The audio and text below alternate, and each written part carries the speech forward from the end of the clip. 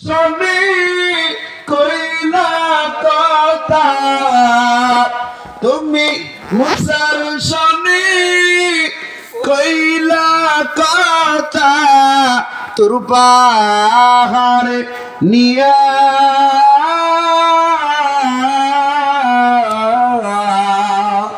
আর কত কাল থাকব বসে মালিক তোমার দিদার পানি চাইয়া আশায় আশায় জনম গেল খুদা আশায় আশায় জনম গেল খুদা না চাইলা ফিরিয়া আর কত কাল থাকবো বসে মালিক তোমার দিদার পানি চাইয়া তুমি ইব্রাহিমের সনে কইলা কথা তুমি ইব্রাহিমের সনে কইলা কথা আগুনে ফালাইয়া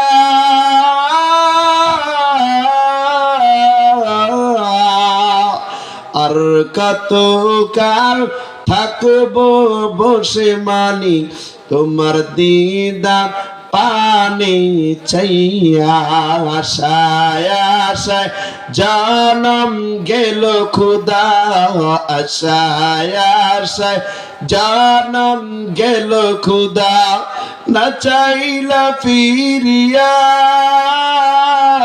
আর কত কাল থাকবো বসে মানিক তোমার দিদার পানি চাইয়া। আল্লাহ আমাদের কবুল করে বলেন বলতেছিলাম আল্লাহর বান্দি বলেন ওরে হাসান বসরি পীর সাহেব আমার সন্তানকে একটু বুঝায় দে। হাসান বসরি ডেকে ডেকে বলে রে সন্তান এতিম সন্তান কেন তুমি গুনাহ করো তুমি একটু নেক আমল করো মায়ের কথাটা একটু মেনে চলো। কিন্তু এই কথা বলার পরেও হাসান বসরির কথা মানে নাই। সন্তান যেই সেই আরো বেশি গুনাহ শুরু করে দিল। একটা পর্যায়ে সন্তান নেশা করতে করতে বড় একটা রোগে আক্রান্ত হয়ে গেল, ঘরে পড়ে গেল। এবার আল্লাহর বান্দি তাকায় দেখে আমার সন্তান মনে হয় আর বাঁচবে না, দুনিয়ার বড় একটা রোগে আক্রান্ত হয়ে গেল। সন্তান এবার মরবে মরবে ভাব।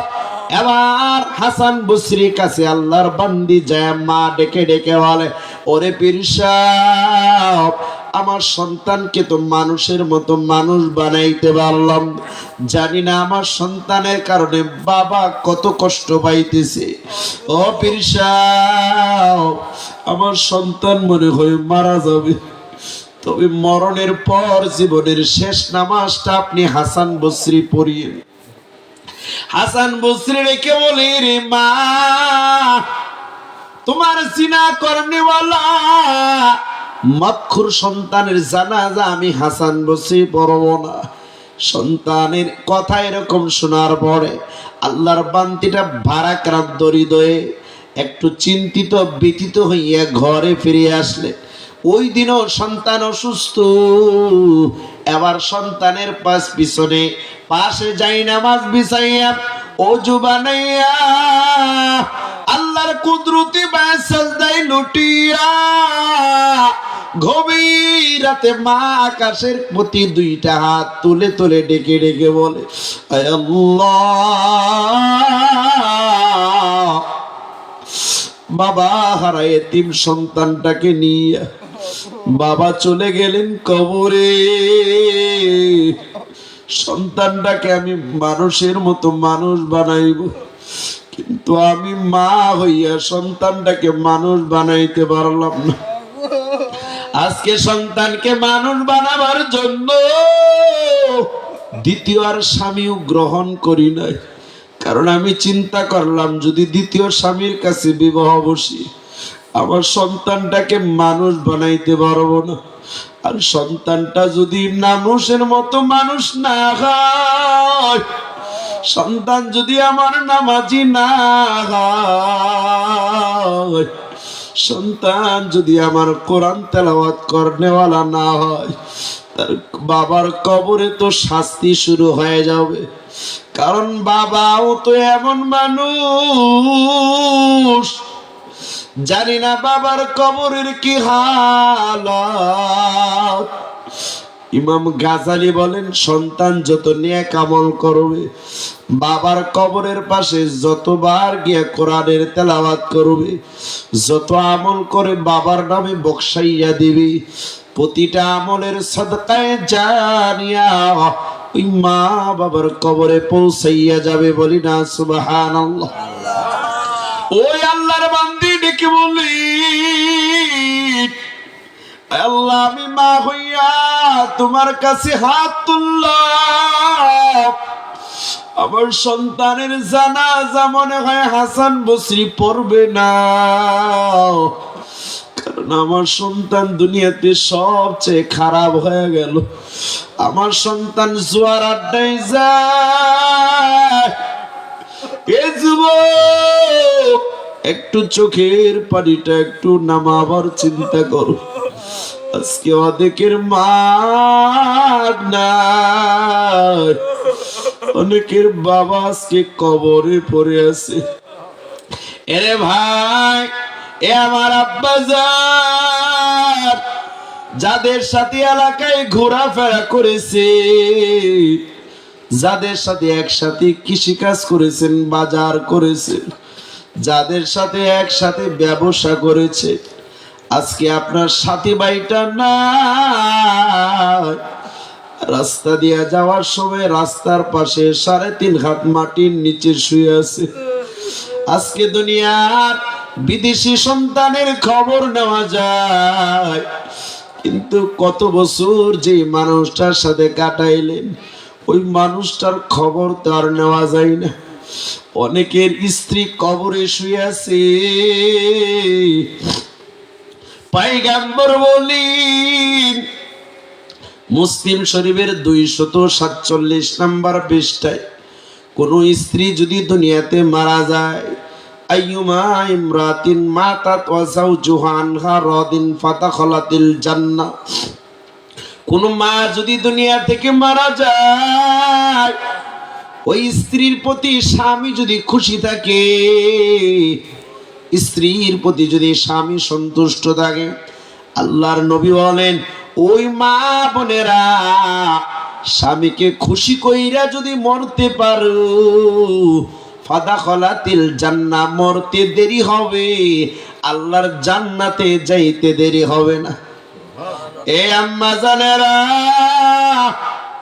একটু আঁচলটা বিছাইয়া কপালে কাপড়ের আঁচলটাই না, চোখটা বন্ধ করে একটু চিন্তা করেন। যেই স্বামীর ঘরের শাড়ি পরে আসলে, ওই স্বামীর ঘর থেকে কিন্তু 5 কাপড়ের প্যাকেট হয়ে চলে যাইতে হবে। আজকে আম্মা জানেরা কিসের অহংকার করি? আপনারা তো খাজা মুঈনুদ্দিন চিশতির মায়ের মতো মা, আপনারা তো আব্দুল কাদের জিলানীর মা, আপনার তো কোরআনের হাফেজের মতো মা, আপনি তো হক্কানি আলেমদের মায়ের মতো মা,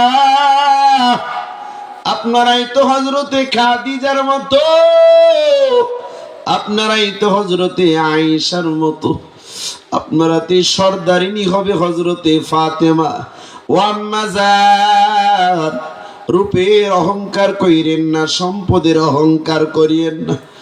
যাদের স্বামী আছে তাদের পায়ের তলে আপনাদের জন্য বেহেশত লুকাইয়া আছে, আপনাদের জন্য জান্নাত লুকাইয়া আছে রে আম্মা জান। ওই আল্লাহর বান্দি ডেকে বলে, আমি মা হইয়া শত চেষ্টা করেও সন্তানকে মানুষ বানাইতে পারি না। এই এলাকার মধ্যে অনেক মানুষ আছে, শত চেষ্টা করেছেন কিন্তু মানুষ বানাইতে পারলেন না। পয়গম্বর ইব্রাহিম নবী এই 7ম আসমানে বাইতুল মামুরের নিচে বসে বসে সন্তানদেরকে কোরআন পড়ায়। আল্লাহর নবী মেরাজের রাতে জিজ্ঞাসা করেন, ও ও জাতির পিতা ইব্রাহিম, আপনি কাদেরকে কোরআন পড়াইতেছে? ইব্রাহিম নবী ডেকে বলে, মুহাম্মদ, তোমার উম্মত হওয়ার পরে যারা নিয়ত করেছিল সন্তানটাকে হাফেজ বানাবে, আলেম বানাবে, সন্তানটাকে হক্কানি আলেম বানাবে, রব্বানি বানাবে, কিন্তু মা বাবার এত নিয়ত থাকার পরও সন্তানটাকে হাফেজ আলেম বানাইতে পারে নাই। ইব্রাহিম নবী বলেন, যেই মা বাবার নিয়ত ছিল কিন্তু বানাইতে পারে নাই, আমি আজকে তাদেরকে এই বাইতুল মামুরের নিচে গাছের নিচে বসাইয়া কোরআনের হাফেজ আর আলেম বানাইয়া ওই মা বাবার সুপারিশকারী হিসাবে তাদেরকে জান্নাতে পাঠায় দেব। এই জন্য আব্বাজান, রে আম্মাজান, সন্তানকে শত চেষ্টা করেছেন, মানুষ বানাইতে পারে নাই। আপনার দায়িত্ব এখানেই শেষ হয়ে যায় নাই। নবী বলেন, আদর্শ মা বাবার জন্য আরেকটা দায়িত্ব হলো সন্তানের জন্য যতদিন পিন্ডা আছে, হায়াত আছে, দোয়া করতে থাকেন, আয় আল্লাহ, আমার সন্তানকে মানুষের মতো মানুষ বানায় দেন। ওই আল্লাহর বান্দি বলেন, আমি আল্লাহর কাছে দোয়া করতেছি, ওই যে আমার নেশা করনেওয়ালা সন্তানটা অসুস্থ, বিছনায় শুয়ে আছে, লেপের নিচ থেকে কাতার নিচ থেকে দেখে তাকায় দেখে মায়ের চোখে পানি ঝরতেছে গভীর রাতে, ডেকে বলে, আম্মা গো, তুমি কেন কাঁদো? মা ডেকে বলে, রে সন্তান, তোমার বাবা তোমাকে এতিম করে চলে গেলে, তোমাকে মানুষের মতো মানুষ বানাবার জন্য দ্বিতীয় স্বামীও গ্রহণ করলাম না। এত বুঝাইলাম, সন্তান তুমি তো নামাজ পড়লা না, কোরআন পড়লা না, জানি না তোমার বাবার কবরের কি হাল। এ সন্তান, তুমি তো আর বাঁচবা না, মনে হয় তুমি দুনিয়া থেকে চলে যাওয়া। এবার সন্তান বলে, মা, আপনার চোখের পানি বিতা যাবে না, হাতটা বাড়ায় দে। মা যখন হাত বাড়াইছি, সন্তান মায়ের হাতে হাত রেখে তওবা করতেছি, আল্লাহ, আমি মায়ের হাতে হাত রেখে তওবা করলাম, আপনি যদি আমাকে সুস্থ করে দেন, বাকি জীবনে আমি নামাজ কাজা করব না, বাকি জীবনে আমি কোরআন পড়া ভুলবো না, আমি বাবার জন্য নেকের দোয়া করব। আল্লাহর বান্দি বলেন, ওই রাত্রে আমার সন্তানের হায়াত নাই, ওই অসুস্থতার মধ্যে আমার সন্তানের ইন্তেকাল হয়ে গেল।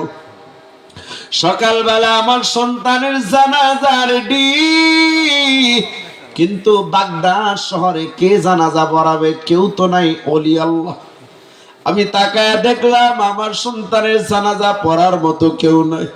হঠাৎ করে তাকায় দেখলাম আমার সন্তানের সামনে হাসান বসরি হাজির হয়ে গেছে। হাসান বসরিকে দেখে বলি, এ আল্লাহর ওলি, আপনারা বলছেন আমার সন্তানের জানাজায় আপনি আসবেন না। হাসান বসরি বলেন, এ আল্লাহর বান্দি, আমি হাসান আসি নাই, ওই মদিনার রওজা থেকে আল্লাহর নবী ইশারা করেছে, এরে হাসান, বুসরা শহরে আর বসে থাকা যাবে না। ওই আল্লাহর বান্দি তোমার মুরিদিনীর সন্তান মরণের আগে এমন তওবা করেছে, ওই সিরিয়া শাম দেশের মধ্যে তওবার কারণে আল্লাহ তাকে বড় ওলির খাতায় নাম লিখিয়ে নিয়েছে। ওই যুবক আর জাহান্নামী না, ওই যুবক হয়ে গেছে জান্নাতি। হাসান বসরি বলে, আল্লাহর বান্দি, তোমার সন্তান মরণের আগে যেই তওবা করেছে, ওই তওবার কারণে তোমার সন্তানকে আল্লাহ ওলির খাতায় নাম লিখিয়ে দিয়েছে। এই জন্য আমার ভাইয়েরা, যুবক ভাইয়েরা, ওই আল্লাহ মাফ করনেওয়ালা আল্লাহ এখনো আছে না নাই? কথা বলেন, আছে না নাই? আমার ভাইয়েরা, এই জন্য সন্তানকে জন্য দোয়া করবেন, চোখের পানি ফেলায় দোয়া করতে থাকেন, আল্লাহ হেদায়েতের মালিক, সন্তানকে আল্লাহ হেদায়েত দিবেন। কথা বলেন ঠিক কিনা? এই জন্য মা বাবা হিসাবে কয়েকটা কথা বললাম। সন্তানের উপর মা বাবার 1 নম্বর দায়িত্ব হলো ডান কানে আজান বাম কানে ইকামত। 2 নম্বরে সন্তানের জন্য উৎসাহ দেওয়া। 3 নম্বরে সন্তানকে তাহনিক করা। 4 নম্বরে আকিকা করা, যেটা আজকের দিনে হয়েছে আলহামদুলিল্লাহ। 5 নম্বরে সন্তানের সুন্দর নাম রাখা। 6 নম্বরে সন্তানকে নামাজের শিক্ষা দেওয়া। 7 নম্বরে সন্তানের জন্য বরকতের দোয়া করা, সন্তানকে উৎসাহ দেওয়া ভালো কাজে, সন্তানকে গালিমন্দ না করা, তেজ্যপুত্র না করা, তাকে ত্যাগের কিছু কথা না বলা, তাকে উপর্যুপরি মার দৌড় না করা। এটা যদি করেন ভালোর জায়গায় খারাপ হয়ে যাবে। কথা বলেন ঠিক কিনা? এই জন্য শাসন করবেন পজিশন বুঝে। এমন করা যাবে না মেজাজ গরম হয়ে গেছে উল্টা পাল্টা বলে ফেললেন, একটা কিছু করে ফেললেন, না, এটা করা যাবে না। আপনি মা বাবা হিসেবে এটা আপনার দায়িত্ব না। কন্ট্রোলে কিভাবে রাখা যায়, কৌশলে সুকৌশলে এভাবে সন্তানদেরকে মানুষ করতে হবে, তাহলে আপনার কবরের জিন্দেগি আপনার জন্য সুখময় হবে। আল্লাহ আমাদের কবরকে সুখময় করে দেন, বলেন আমিন। এখনই আপনাদের জন্য মেহমানদারি হবে ইনশাআল্লাহ। হ্যাঁ, নিয়ে আসি। মা অনেক দামি জিনিস, মা অনেক দামি জিনিস। কারণ এই মা এত দামি জিনিস, হাদিসে কিতাবে আসছে, ওয়াইন আমরুকা আন তাখরুজা মিন আহলিকা ওয়া মালিকা। যারা বিবাহ করেছেন একটু মনোযোগ দিয়ে শুনেন। যারা বিবাহ করেছেন তাদেরকে বলি, আপনার বিবির জন্য যদি আপনার মা বাবা কষ্টে থাকে, শ্বশুর শাশুড়ি কষ্টে থাকে, বৌমা যত্ন করে না, নবীর হাদিস আসছে, ওয়াইন আমরুকা আন তাখরুজা মিন আহলিকা ওয়া মালিকা। তোমার পিতামাতা যদি তোমার বিবির প্রতি অসন্তুষ্ট থাকে, তারা যদি কষ্টে ভোগে, আর তারা যদি বাধ্য হয়ে তুমি সন্তানকে আদেশ করে এই বিবিকে রাখা যাবে না, তাহলে মা বাবার প্রতি তাকায়া হলেও বিবিকে ছেড়ে দেওয়া বৈধ আছে। বলি না সুবহানাল্লাহ। আপনি জানেন পয়গম্বর ইব্রাহিম আলাইহিস সালাম, ওনার বহু ঘটনা আগের আলোচক বলে গেছেন। বিবি হাজারা ইসমাইলের ঘটনা, উনি তো কুরবানি পর্যন্ত গেছেন। আমি আরেকটু বাড়াই। যখন কুরবানি শেষ হলো, বয়স হলো, বিবাহের বয়স, ইসমাইল আলাইহিস সালাম বিবি হাজারা মক্কার জমিনে, এখানে সাফা মারওয়া, জমজম, কুরবানি, অনেক ঘটনাই তো ঘটছে মক্কার জমিনে। যখন বিবাহ করলেন ইসমাইল আলাইহিস সালাম, তখন বাবা ছিলেন ফিলিস্তিনি। মক্কা থেকে ফিলিস্তিন, বর্তমান যেটা ফিলিস্তিন, প্রায় 1500 কিলোমিটার দূরত্ব। কত মিটার? ইসমাইল সন্তান চিঠি লিখছে বাবার কাছে, বাবা আমি নতুন বিবাহ করেছি, আপনার বৌমাকে দেখার জন্য আসেন। পয়গম্বর ইব্রাহিম নবী আমার বলেন, সন্তান ইসমাইল মক্কায় বিবাহ করার পর আমি নবী ইব্রাহিমের কাছে চিঠি লিখেছেন, ও আব্বাজান নতুন বিবাহ করলাম, আপনার বৌমাকে দেখার জন্য আসেন। ইব্রাহিম নবী বলেন, আমি চিঠি পাওয়ার পর গুরাই সোয়ার হইয়া 1500 কিলোমিটার পাড়ি দিয়া যখন মক্কায় আসলাম, ইসমাইলের বাড়িতে আয়েশা ডেকে ডেকে আমি ইসমাইলকে ডাকলাম, ও ইসমাইল তুমি বাড়িতে আসোনি।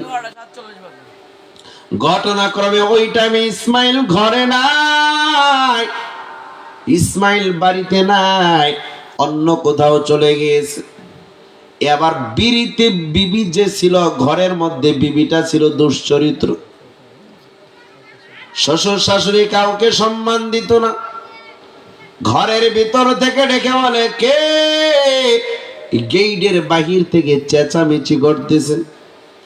অথচ জমানার জাতির পিতা ইব্রাহিম নবী ডাকে, ডেকে বলে, আমার ইসমাইল কই? দুশ্চরিত্রা নারী ডেকে বলেন, ইসমাইল টিসমাইল আমি চিনি না, আপনি কে? চলে যান। এবার শ্বশুর আব্বা ডেকে বলে, রে বৌমা তুমি আমাকে অন্য কাউ মনে করিও না, আমি তোমার সন্তান, আমি আমার সন্তান ইসমাইলের বাবা। আমি তোমার শ্বশুর আব্বা, তুমি একটু গেটটা খোলো, আমি বাড়িতে যাই। এবার দুশ্চরিত্র নারী বলে আমি গেট খুলতে পারবো না, অপরিচিত শ্বশুর বলতে কিছু চিনি না, আপনি চলে যান। এবার ইসমাইল নবী ওই মুহূর্তে আসেন নাই। বিবি ডেকে বলেন, আমি আপনাকে বাড়িতে থাকতে দেব না, আপনি চলে যান, আমি গেট খুলতে পারবো না। ইসমাইল নবী আমার কিছুক্ষণ পর বাড়িতে আসলেন। আয়েশা দেখেন ইব্রাহিম নবীর গ্রান, মেশকের গ্রান ছড়াইতেছে। কারণ যে এলাকায় কোন নবী রাস্তা দিয়ে হাঁটে, ওই এলাকায় 40 দিন পর্যন্ত মেশকে আম্বরের গ্রান ছড়ায় যায়, বলি না সুবহানাল্লাহ। স্বয়ং আমাদের নবীর গাম থেকে মেশকের ঘাম ছড়াইতো। এই জন্য সাহাবায়ে কেরাম নবীজির ঘামটাকে আতর হিসাবে ব্যবহার করতেন, বলি না সুবহানাল্লাহ। রহমতে আলম নবী, নবী দু জাহান, সাহাবীরা আতর বানাই ওই নবীজির ঘাম, বলেন আল্লাহু আকবার। রহমতে আলম নবী, নবী দু জাহান, রহমতে আলম নবী, নবী দু জাহান, সাহাবীরা আতর বানায় ওই নবীজির ঘাম। ছিল মানুষ কেমন জানো আমার নবীজি, জাহান পাগল চন্দ্র সূর্য তারকারাজি। আর শুনবানি আমার নবীর কাহিনী, জান্নাতের রোমে রোমে লেখা নবীর নাম। আল্লাহু আকবার। রহমতে আলম নবী, নবী দু জাহান, সাহাবীরা আতর বানায় ওই নবীজির ঘাম। উস্তনে হান্নানা একটি খেজুর গাছের নাম, উস্তনে হান্নানা একটি খেজুর গাছের নাম। যাকে ধরে খুতুবা দিতেন রাসূল আকরাম, যাকে ধরে খুতুবা দিতেন রাসূল আকরাম। গাছে নবীর বিরহে কাঁদিতে রাহে, হতবাক হইলেন সকল সাহাবায়ে কেরাম। রহমতে আলম নবী, নবী দু জাহান, সাহাবীরা আতর বানায় ওই নবীজির ঘাম। বলো রহমতে আলম নবী, নবী দু জাহান, সাহাবীরা আতর বানায় ওই নবীজির ঘাম। বলিন আল্লাহু আকবার। আরো জোরে বলিন আল্লাহু আকবার। পয়গম্বর ইসমাইল নবী আমার বাড়িতে ঢুকে ঢুকে আতরের ঘ্রাণ নিতেছে। বিবি বলে, স্বামী আমার আপনি কিসের ঘ্রাণ নেন? বলে, আমি নবীর ঘ্রাণ পাইতেছি। কে? বলে, আমার বাবা আসার কথা। জমানার জাতির পিতা, আমার পিতা পয়গম্বর ইব্রাহিম নবী মনে হয় আমার বাড়িতে আসছে। দুশ্চরিত্রা নারী বলে, ও স্বামী আমার, আমি গেটের বাহির থেকে একটা বৃদ্ধ মানুষের চিল্লা পাল্লা শুনলাম। আমি ওই মানুষটাকে চিনি না, আমি তাকে পাত্তা দেই নাই, গেটও খুলি নাই। এবার ইসমাইল নবী ডেকে বলে, এই স্ত্রী আমার, ওইটাই তো আমার বাবা। আমাকে যেই বাবা এত কষ্ট করে মানুষ বানাইলেন, যেই বাবা, যেই মা 10 মাস 10 দিন গর্ভে ধারণ করে মানুষ বানাইলেন, যেই বাবা আমাদেরকে কষ্ট করে এই মরুভূমিতে আমাদেরকে মানুষের মতো মানুষ বানাইলেন, আজকে ওই বাবাটাকে তুমি পাত্তা দিলা না। এই স্ত্রী আমার বলো, আমার বাবাকে কি তুমি অজুর পানি দিয়েছিলে কিনা? স্ত্রী বলে না, আমি অজুর পানি দেই নাই। বলে তুমি আমার বাবাকে নাস্তা দিয়েছিলে কিনা? কয় আমি নাস্তাও দেই নাই। বলো দেখি আমার বাবাকে একটু তেল মালিশ করে দিয়েছে কিনা? কয় আমি তেলও মালিশ করি নাই। তেল মালিশ করবো দূরের কথা, গেটের ভিতরেই তো আসতে দেই নাই। এবার ইসমাইল নবী বলেন, এই স্ত্রী আমার বলো,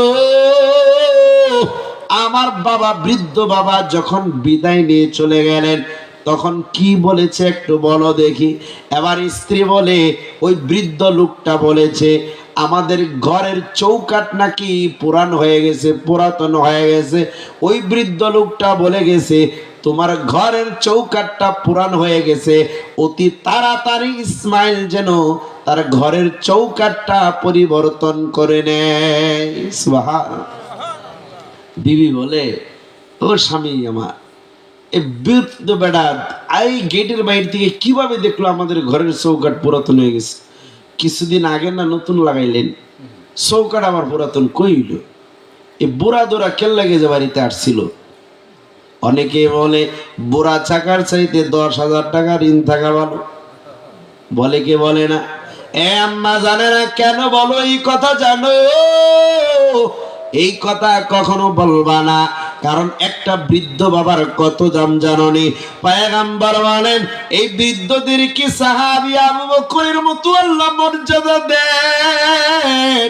পয়গম্বর বলেন বৃদ্ধ বাবারা দুইটা হাত তুলে, দাড়ি পাকা বাবারা যদি দুইটা হাত তুলে আল্লাহর কাছে ডেকে ডেকে কান্না করতে পারে, আল্লাহ স্বয়ং ডেকে বলেন এ দুনিয়ার বৃদ্ধ বাবারা, তোমরা সাহাবী আবু বকরের মতো বৃদ্ধ দাড়ি পাকা বৃদ্ধ বাবারা যখন দুইটা হাত তুলে, স্বয়ং আমি আল্লাহর লজ্জা হয় বৃদ্ধ বাবারা কিভাবে কান্নার ভান করতেছি।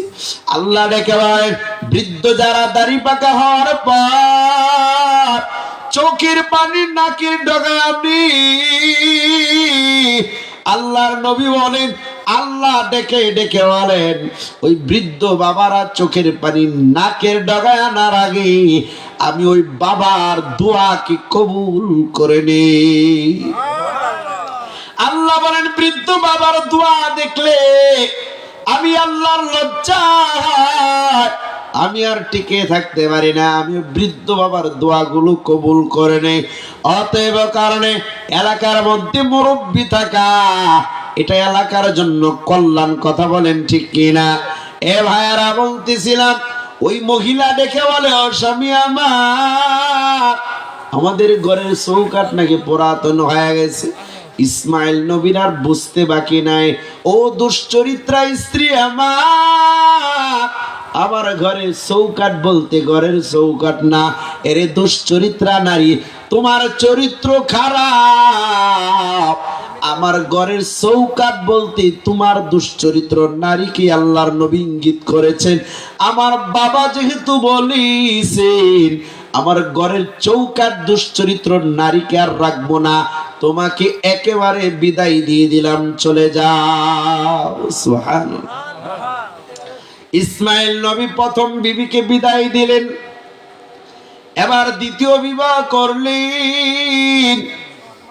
আবার চিঠি লিখছে বাবার কাছে, আব্বা আসেন, আপনার আরেকটা বৌমা হয়েছে, এটা অনেক ভালো, আপনি আসেন, মেহমানদারি করা হবে। ইব্রাহিম নবী আবার চিঠি পাইয়া 1500 কিলোমিটার পাড়ি দিয়ে আসলেন। এবারও আয়েশা ইসমাইল নবীকে বাড়িতে পাইলেন না, কিন্তু গেটের বাহির থেকে যখন সালাম দিলেন, সালাম দিতে দেরি, ঘরের ইসমাইলের স্ত্রী গেট খুলতে দেরি হয় নাই, তাড়াতাড়ি শ্বশুরের সম্মান দিয়া এবার শ্বশুরকেও জোর পানি দেয়, এবার শ্বশুরকে বসার ব্যবস্থা করে, নাস্তা বানায় দেয়, বিছানা বানায় দেয়, তৈল মালিশ করে দেয়, শ্বশুরকে সেবা যত্ন করে। ইসমাইলের সাক্ষাৎ এবারও ইব্রাহিম নবীর সাথে হইল না। ইব্রাহিম নবী বলে এরে বৌমা, আমার ইসমাইলের সাক্ষাৎ পাইলাম না, তবে ইসমাইল ঘরে আসলে জানাইও এবারের ইসমাইলের ঘরের চৌকাঠটা এত সুন্দর হয়েছে, বাকি জীবনে ইসমাইল যেন তার ঘরের চৌকাঠটা আর পরিবর্তন না করে। সুবহানাল্লাহ। এই জন্য আম্মা জানেরা, তোমার মাও মা, তোমার স্বামীর মাও মা, ও আব্বা জানেরা, তোমার মাও মা, তোমার বউয়ের আম্মা জানো তোমার মা। এই জন্য শ্বশুর শাশুড়িকে সম্মান করতে জানো, মনে করতে হবে ও আম্মা জানেরা, যেই মায়ের ঘর থেকে তুমি আসলা, মনে করবা আমি আরেকটা মায়ের ঘরে আসলাম, আমি আরেকটা বাবার ঘরে আসলাম। আমি আমার বাবাকে কেউ গালি দিলে যেমন আমার মেজাজটা গরম হয়ে যায়, ও আম্মা জান, তোমার শ্বশুর শাশুড়িকে সেই বাবার মায়ের মতো মর্যাদা দাও, তাদের গালি শুনলেও যেন তোমার মেজাজটা গরম হয়ে যায়। কারণ তোমার মা বাবা তেমন হওয়া লাগবে যেমন তোমার শ্বশুর শাশুড়ি মর্যাদা রাখে। পয়গম্বর বলেন, মা বাবা এত দামি, এত দামি, এই মা বাবাকে যদি তোমার শরীরের চামড়া দিয়ে জুতাও বানাও, তবুও সারা জীবনের ঋণ পরিশোধ হবে না, ঠিক কিনা বলো? আব্দুল্লাহ ইবনে ওমর বলেন, আমি হজে গেলাম। হজে যাওয়ার পরে হজের তোয়াফের মধ্যে তো অনেক ভিড় হয়, রাস্তায় ভিড় হয় না? একজনের উপরে আরেকজন পড়ে যায়, এত ভিড়, নিজের জান বাঁচানোই কঠিন হয়ে যায়। তো আব্দুল্লাহ ইবনে ওমর বলেন, আমি তোয়াফ করতেছিলাম, হঠাৎ করে তাকায় দেখলাম এক যুবক, তার মাথায় একটা খাঁচা, আমার খাঁচাটা পর্দা দিয়ে বেষ্টন করা। এই যুবকটা যেখানে মানুষ দাঁড়ানোর মতো জায়গা পাচ্ছে না, যুবকটা নিজে তো তোয়াফ করতেই আছে, আবার মাথায় একটা খাঁচা নিয়ে ভারী একটা জিনিস নিয়ে তোয়াফ করতেছে, বলি না সুবহানাল্লাহ। আব্দুল্লাহ ইবনে ওমর বলেন, আমি 7টা চক্কর দিলাম, এই যুবকটা মাথায় কি জানি নিয়ে 7টা চক্কর দিল। তোয়াফের পরে আমি নামাজে দাঁড়াইলাম, যুবকটাও তার মাথার খাঁচাটা জমিনে রেখে নামাজে দাঁড়াইল। আমিও নামাজ শেষ করলাম, যুবকও নামাজ শেষ। আমি এবার জিজ্ঞেস করলাম, যুবক বাবা বলো তো দেখি, যেখানে মানুষ ভিড়, এত ভিড়, একজনের উপরে আরেকজন পা রাখার জায়গা নাই, এখানে মানুষ দাঁড়াবার মতো শক্তি পাচ্ছে না, তুমি মাথায় এই ভারী জিনিসটা নিয়ে কিভাবে চক্কর দিলা? এটার মধ্যে কি জিনিস? এটাকে তুমি এক জায়গায় রেখে দিতে পারতা। এটা কি কোনো মক্কা মদিনার স্বর্ণ নাকি, নাকি কোনো রূপা দামি জিনিস যে এটা রেখে দিলে নিয়ে যাবে? এখানে তো কেউ চুরি করবে না, কারণ সৌদি সরকার আইন, চুরি করলেই হাত কাটা। তো তুমি একটা রেখে দিই তো চক্কর দিতে পারতা, কিন্তু এটাকে মাথায় নিয়ে কেন করলা? ওই যুবক ডেকে বলে, এরে আল্লাহর ওলি, এখানে আর কেউ না, মক্কা মদিনার স্বর্ণ রূপার দামি কিছু না, এর চাইতেও দামি আমার মাকে এখানে পর্দায় বেষ্টন করে মাকে মাথায় নিয়ে ঘুরেছি। আব্দুল্লাহ ইবনে ওমর বলে, এরে যুবক বলো তোমার বাড়ি কোথায়? বলে আমার বাড়ি ইরাকে। আব্দুল্লাহ ইবনে ওমর বলেন, আমার বাড়ি তো ইরাকে। আব্দুল্লাহ বলেন, এ সন্তান, তুমি বুড়ি মাটাকে কেন নিয়ে আসলা? যুবক ডেকে বলে, এ আব্দুল্লাহ ইবনে মুবারক, আপনার বাড়ি ইরাক, আমার বাড়ি ইরাক। আমি যখন হজের সব বন্দোবস্ত করে ফেললাম, আমার বৃদ্ধ মায়ের কাছে গেলাম বিদায় নেওয়ার জন্য। ও আম্মা যান, তোমার সন্তান হজে যাবে, একটু বিদায় দাও, আমি হজটা করে এসে তোমার সেবা করো। এবার আম্মা ডেকে বলে, রে সন্তান, তুমি হজে চলে গেলে এর মাঝখানে যদি আমি মারা যাই, তুমি যদি বাইতুল্লাহ থাকো, তাহলে আমার মরার আগে আমার মুখে পানি কে দিবে? এ সন্তান বলো, তুমি যদি হজ্জে চলে যাও আর যদি আমার মাঝখানে মরণ হয়, বলো আমার লাশের সামনে কে দাঁড়াবে, কে আমার জানাজাটা পড়বে? এ সন্তান, তুমি যদি আজকে হজে চলে যাও, আমি মা যদি না খেয়ে খেয়ে অসুস্থ হয়ে যায়, কে আমার সেবা করবে? সন্তানকে ডেকে বলে, রে সন্তান, তোমার হজে যাওয়া লাগবে না, তুমি আমার সেবা করো। সন্তান ডেকে বলে, মা টাকা পয়সা দেওয়া শেষ, কাগজপাতি সব ওকে, আমাকে যেতে হবে। মা ডেকে বলে, তোমাকে যদি যেতেই হয়, আমি অসুস্থ মাকেও নিয়ে তোমাকে হজে যেতে হবে।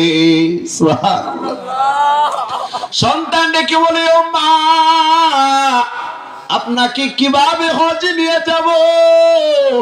মা ডেকে বলে, বেদ দিয়া তুমি একটা খাঁচা বানাও, ওই খাঁচার মধ্যে পর্দায় আবৃত করবা, ওই পর্দায় আবৃত করে আমি মাকের ভিতরে ঢুকাইবা, আর মাথায় করে করে সোয়ারি হইয়া আমাকে নিয়ে যাও। সন্তান ডেকে বলে, আম্মা, ওই ইরাক থেকে মক্কা যাইতে হলে মরুভূমি পাড়ি দেওয়ার পর সাগর পড়বে, ওই সাগর আমি আপনাকে নিয়ে কিভাবে পাড়ি দিব? মা ডেকে বলে, রে যুবক, সাগরের পারে যাইয়া চোখটা বন্ধ করবি, আর পর্দার ভিতর থেকে আমি মায়ের কাছে দোয়া চাবি। আমি মা পর্দার ভিতরে বসে বসে দোয়া করব, এ সন্তান, আল্লাহর কুদরতিতে তুই সাগর পাড়ি দিয়ে দিবি। আরো জোরে বলেন না সুবহানাল্লাহ। আব্দুল্লাহ ইবনে মুবারককে যুবক ঘটনা শোনাইতেছে, ও আল্লাহর ওলি, সাগরের পাড়ে আইসা চোখটা বন্ধ করলাম, মায়ের কাছে দোয়া চাইলাম, মা দোয়া করলে, আর চোখ খুলে দেখি আমি সাগরের এই পারে দাঁড়ায় আছি। বলি না আল্লাহু আকবার।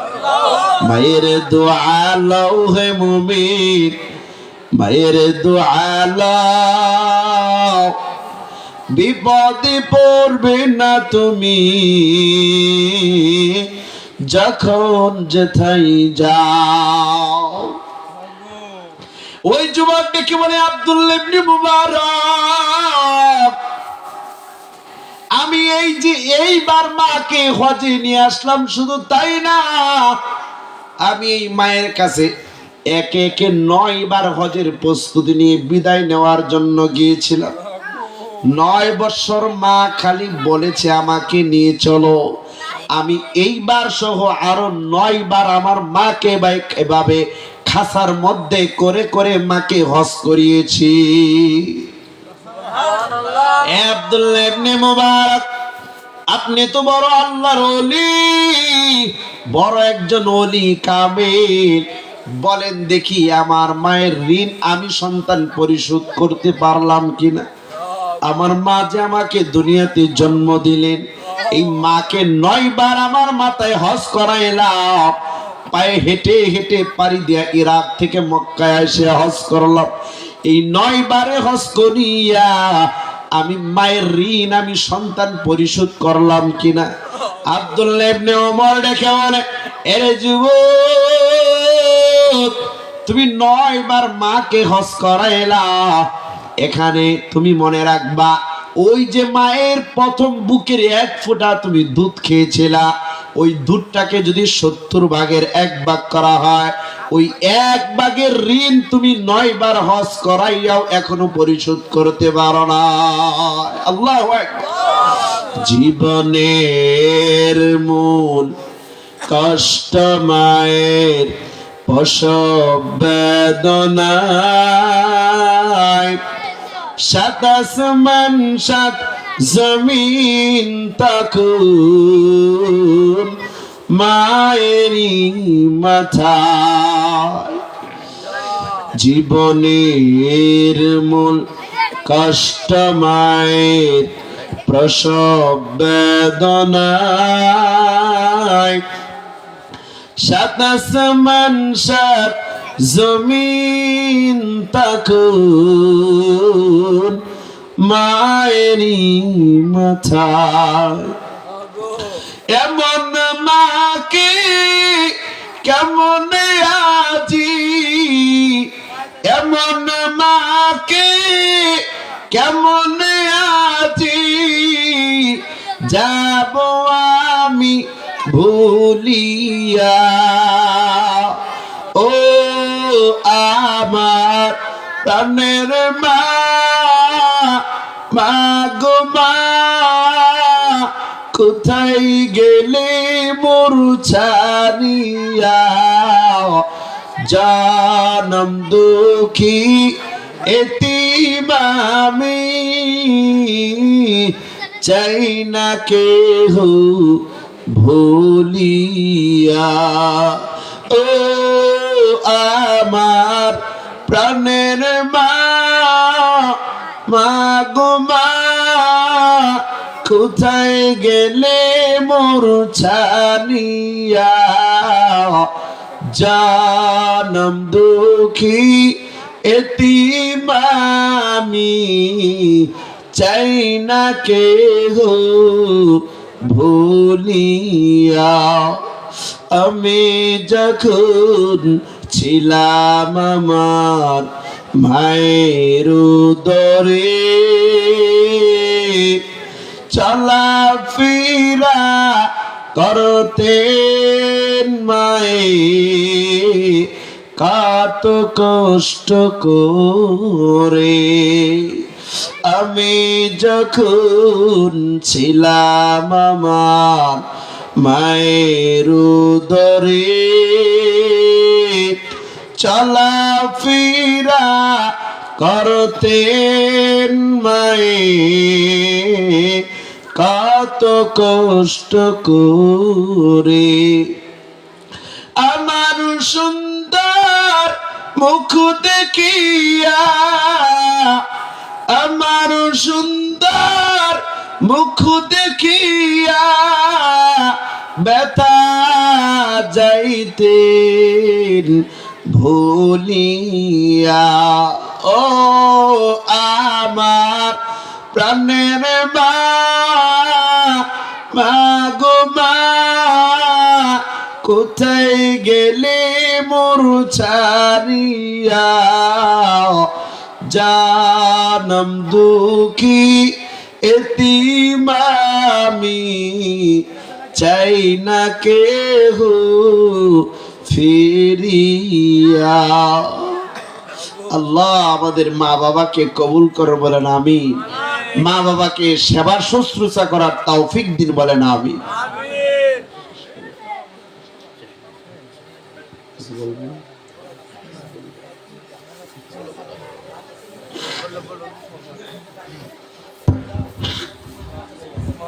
জি আলহামদুলিল্লাহ, অনেক সুন্দর বয়ান পেশ করলেন। হুজুর অনেক কষ্ট করে ঢাকা থেকে এসেছে, আমরা আসলে ওইভাবে শ্রোতা দিতে পারলাম না। পাহাড়ি এলাকার লোকজন আসলে ওইভাবে আসে নাই। তো তবারকের ব্যবস্থা আছে, সকলেই দোয়া শেষে তবারক নিয়ে তারপর যাবেন। আর সকলেই আমার জন্য, আমার বাবা মার জন্য, ছেলে ভাই বোন, আমার দাদা দাদি ইন্তিকাল ফরমাই হয়েছে ওনাদের জন্য, আমার নানা অসুস্থ ওনার জন্য, সকলের জন্য দোয়া রাখবেন। তো আমি আর বেশি কথা বলবো না। আসসালামু আলাইকুম। আলহামদুলিল্লাহ রাব্বিল আলামিন, আসসালাতু ওয়াসসালামু আলা সাইয়্যিদিল আমবিয়া ওয়াল মুরসালিন ওয়াল আকিবাতু লিল মুত্তাকিন। ইয়া আরহামার রাহিমিন, ইয়া আরহামার রাহিমিন। ربنا ظلمنا أنفسنا وإن لم تغفر لنا وترحمنا لنكونن من الخاسرين. اللهم رب ارحمهما كما ربياني صغيرا. ربنا هب لنا من أزواجنا وذرياتنا قرة أعين اللهم اجعلني في عيني صغيرة وفي أعين الناس كبيرة يا حي يا قيوم يا أرحم الراحمين রহমান রহিম নামে আল্লাহ নিলাম তোমায় মানিয়া কেমনে আল্লাহ তুমি জাহান নামে ফেলিব আদর করে বান্দা তুমি বানায়া কেমনে মাওলা তুমি জাহান নামে ফেলিব জাহান্নামে আগুন মাবুদ সইতে পারবো না দুনিয়াতে নাও কাদাইয়া আখেরে কাদাইও না ও দয়ার মালিক আসমানের মালিক কুদরতি নজর দিয়া তাকাইয়া দেখে আল্লাহ বৃদ্ধ বাবারা পর্দার অন্তরালে আম্মা জানেরা যুবক ভাইদেরকে নিয়ে হাত তুলেছি মালিক যার হাত পছন্দ হয় তার হাতের উসিলায় আমাদের হাতগুলো আপনি কবুল করিয়া নিন যার আমিন পছন্দ হয় তার আমিনের উসিলায় আমাদের আমিন গুলো কবুল করিয়া নিন আল্লাহ আপনার হাবিবের উম্মতের উসিলায় আমাদেরকে মাফ করিয়া দিন আয় রাব্বাল আলামিন জনাব খলিলুর রহমান সাহেবকেও মাফ করিয়া দিন ওনার মা বাবা দাদা দাদি নানা নানি কবরে যারা আছে মাফ করিয়া দিন আয় রাব্বাল আলামিন আল্লাহ আমার বড় ভাই জনাব লিটন আহমদ সাহেবকেও মাফ করিয়ে দিন আল্লাহ ওনার সন্তান আবিদ আব্দুল্লাহ হুমায়রা জান্নাত ফিহাকেও মাফ করুন তাদের আকিকাকে আল্লাহ কবুল করুন আল্লাহ এর উসিলায় আসমানি জমিনি বালা মুসিবত থেকে হেফাজত করুন সন্তানদেরকে নেককার হিসাবে কবুল করুন মা বাবার বাধ্য সন্তান হিসাবে কবুল করুন আল্লাহ আল্লাহ লিটন ভাই আল্লাহ সহধর্মিনীকে মাফ করিয়ে দিন ওনার মা বাবার শ্বশুর শাশুড়িকে মাফ করুন দাদা দাদি নানা নানিকে মাফ করিয়া দিন আল্লাহ মিল্টন খন্দকার সাহেবের সন্তানকেও মাফ করুন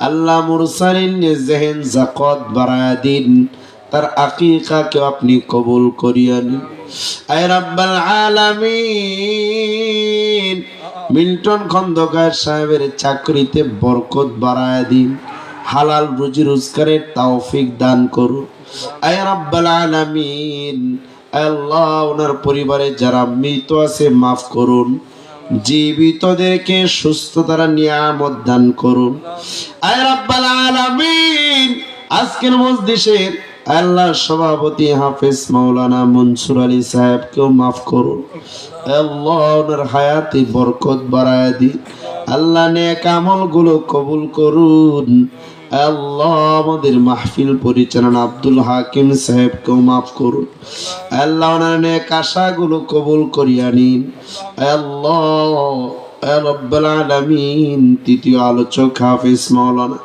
জুবায়ের আহমদ সিরাজে ভাইকে মাফ করুন আল্লাহ এলাকায় মাদ্রাসাকে ওনার মাদ্রাসাকে কবুল করুন আল্লাহ ছাত্রদেরকে কোরআনের আলেম হাফেজ হিসাবে কবুল করুন আল্লাহ প্রতিষ্ঠানকে বিশ্বময় কবুল করিয়া নিন আয় রাব্বাল আলামিন আমাদের সন্তানগুলোকে নেককার হিসাবে কবুল করুন আল্লাহ সন্তানগুলো যেন মা বাবার কথা মানে সেই তৌফিক দিন আল্লাহ আমরা আদর্শ বাবা হতে পারি না আদর্শ মা হতে পারি না আল্লাহ আমাদেরকে আদর্শমান মা বাবা হিসাবে কবুল করিয়া নিন। আল্লাহ যাদের মা বাবা কবরে আছে রে মালিক, মোনাজাতের পর সবাই যার যার বাসায় চলে যাবে। কেউ গিয়া দেখবি এখনো পানের বাটাটা ঘরে পড়ে আছি, মা যে খাটে ঘুমাইতে ওই খাটটা আজও ঘরে পড়ে আছে, মা যে চেয়ারে বসে থাকতেন চেয়ারটা আজও ঘরে পড়ে আছে, বাবা যে জামাটা পরতেন বাবার জামাটা আজও ঘরে পড়ে আছে, বাবা যেখানে বসে বসে যেই থালে খাবার খাইতেন থালাটা আজও ঘরে পড়ে আছে। কিন্তু মা ডাকার কেউ নাই, বাবা ডাকারও কেউ নাই। আল্লাহ মা বাবার স্মৃতিগুলো আজও যখন চোখে ভেসে ওঠে, ভারাক্রান্ত হৃদয় আপনার কাছে মাফি চাই। अल्लाह सिवा तेरे नहीं है कोई मेरा संग दर अपना, हयात तो नहीं है कि तेरे सामने किस तरह हो, ना हो तो दिली मुझे तुर कुली काफिर कहा जाओ।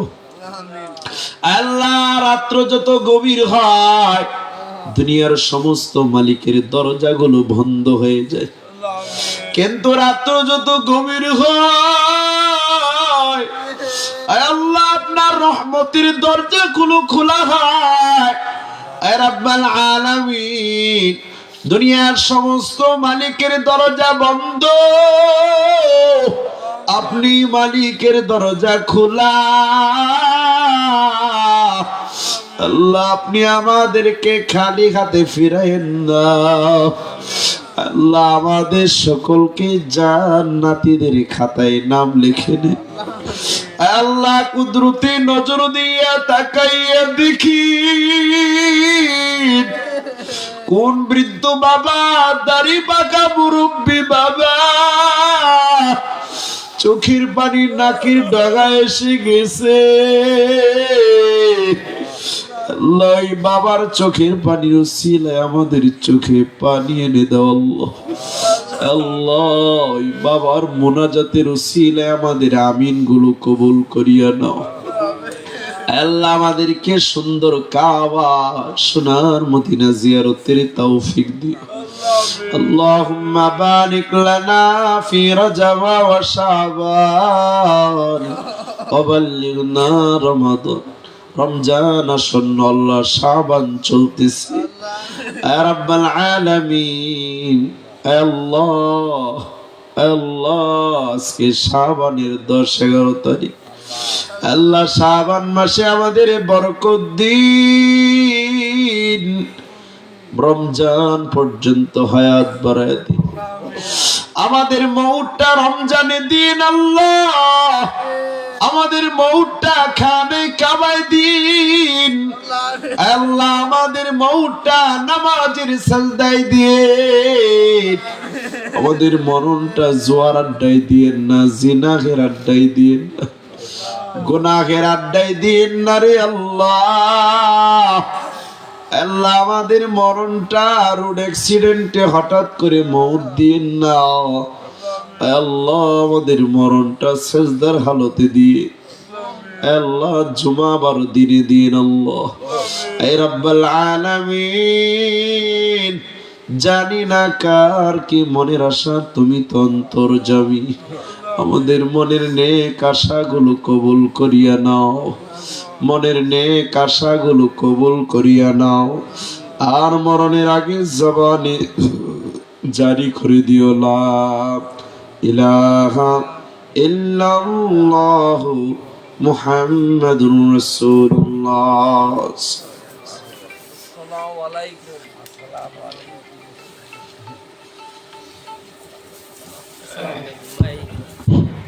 তবারকের ব্যবস্থা আছে, আপনারা বসেন, এখনই বিতরণ হয়ে যাবে ইনশাআল্লাহ।